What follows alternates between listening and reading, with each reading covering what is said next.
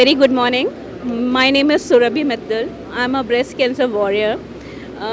मुझे breast cancer 2015 early में diagnose हुआ था. बहुत सारे पेशेंट्स होते हैं जो कैंसर का नाम सुन के ही डिप्रेस हो जाते हैं, लाइक उनका life is like all over. But as I have beaten the cancer, I will must say कि they should not depress, take it as in general disease, go for the early detection, early treatment, and everything is cured nowadays. So all the best. Thank you so much. जब पता चलता है कि हमको ये problems है, like breast cancer है, तो उसके लिए पहला स्टेप क्या लेना चाहिए जो आपने लिया था, वो जरा बताइए. If you're like seeing something changes in your body, I think first you should go with to consult with your gynecologist कि आपको क्या चेंजेस बॉडी में हो रहा है एंड उसके डिटेक्शन के लिए आपको क्या फर्दर टेस्ट कराना चाहिए. I think they are the best person to suggest you कि उसके फर्दर आपको कहाँ पे कौन से टेस्ट कराने हैं एंड कौन सी स्पेशलिटी में मिलना है. And in my case, I was having a lump node which is on my right side of breast, and it was like when my son is 1.5 years old, I thought it's a milk lump which will go away at the time passes, but it was not happening. So I thought that is a general lump and I will go for the surgery and I will get it cured. But somehow when I went for the surgery, that FNAC is in process which happened, and I came to know it's in carcinoma. And उसके बाद मेरे further test हुए, then I came to know it's in breast carcinoma. उसके लिए फिर मैं टाटा में आई, मैंने अपना वहाँ पे रजिस्ट्रेशन कराया, and then the process goes on, and doctor Garvit Chitkara who take me for then further steps for then treatment, and now I am all cured and just surviving my life happily. Mumbai के अंदर मतलब ऐसे कौन से hospital है जहाँ पे इसका अच्छा इलाज होता है आपके हिसाब से? और फर्स्ट थिंग है कि मतलब जब ये आपको हुआ तो क्या इलाज के दौरान पता चला कि कैसे मतलब ये प्रॉब्लम क्रिएट हुआ, मतलब कैसे हो जाता है, तो इसके बारे में कुछ जानकारी है? कैसे हो जाता है, आई कैन नॉट से कि कुछ जनरलिज्म है उसके लिए कि कैसे हो जाता है. It could be genetic also, it could be somatic also. In my case I don't know what it is, but ये मेरा आफ्टर ब्रेस्ट फीडिंग के बाद हुआ था. And if I will say the best hospitals in Bombay where आप इस treatment के लिए जा सकते हैं, आई will say must say Tata hospital is there, then Nanavati Max is there, then Kokilaben is there. So I think these are the best hospitals where you can go and take the treatment for the further.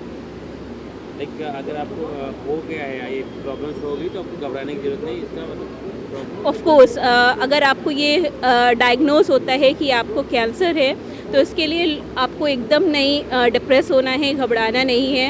हर चीज़ का treatment है. आप please अपने specialised doctor से मिलिए and अपना treatment लीजिए, and everything will be cured nowadays. Good morning, मेरा नाम डॉक्टर गर्वित चितकारा है. मैं senior consultant breast surgical oncology and oncoplasty Nanavati Max Super Speciality Hospital में हूँ. आज का ये कार्यक्रम जो ब्रेस्ट कैंसर अवेयरनेस मंथ में चल रहा है, अक्टूबर हर वर्ष ब्रेस्ट कैंसर अवेयरनेस मंथ की तरह सेलिब्रेट किया जाता है पूरे वर्ल्ड में.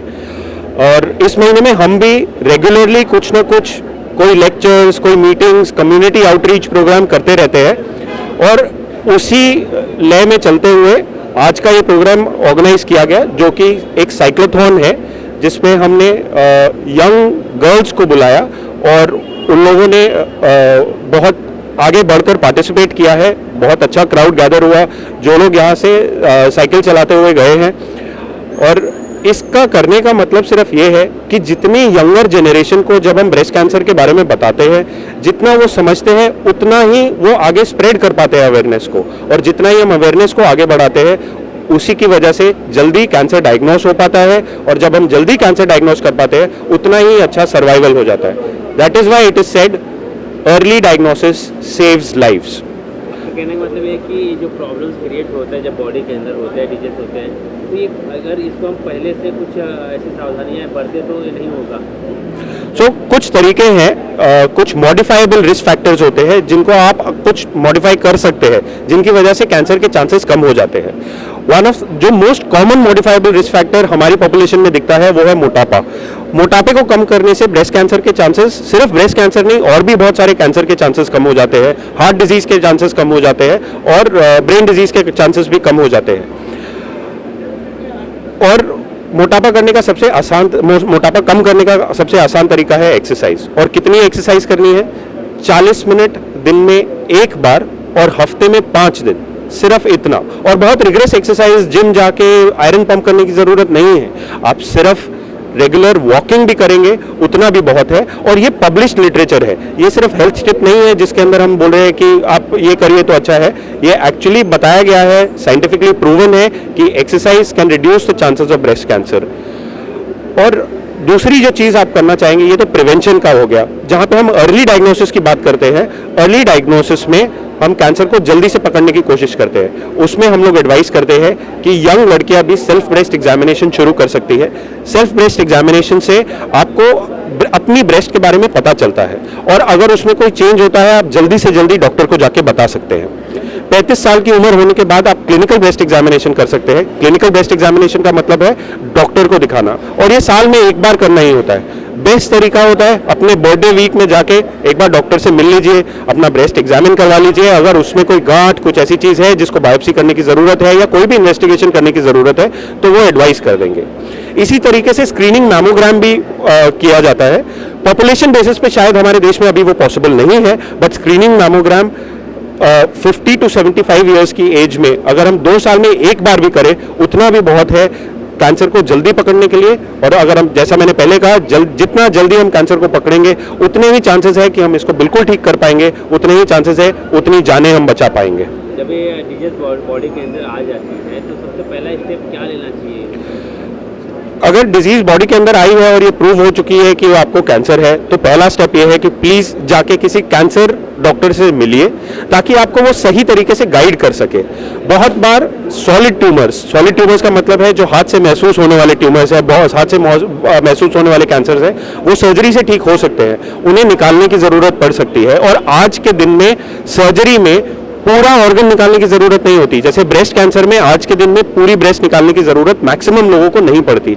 आप सेफली ब्रेस्ट बचा सकते हैं, सिर्फ उस गांठ को निकालने की जरूरत होगी, कुछ वहां के आसपास के नोड्स को सैंपल करने की जरूरत होगी। अगर ये सब नेगेटिव आता है तो आपको इससे ज्यादा सर्जरी की जरूरत नहीं पड़ेगी। कई बार ट्यूमर बड़ा भी होता है तो हम ऑन्कोप्लास्टिक सर्जन्स आसपास का बॉडी का मास घुमा के उसको ब्रेस्ट को रिकंस्ट्रक्ट कर पाते हैं ताकि जो लेडी ट्रीटमेंट कराई है वो वापस जाके अपनी सोसाइटी में उतने ही कॉन्फिडेंस से वापस ज्वाइन कर सके और अपना काम, अपना सोशल लाइफ, अपनी पर्सनल लाइफ को उतने ही स्पीड से ज्वाइन कर सके जिस स्पीड से वो पहले कर रही थी।